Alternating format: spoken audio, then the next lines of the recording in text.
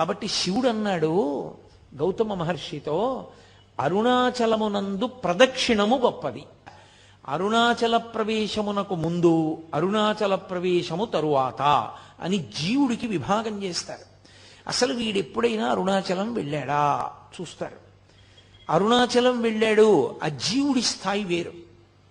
అరుణాచలం వెళ్ళలేదు, ఆ జీవుడి స్థాయి వేరు.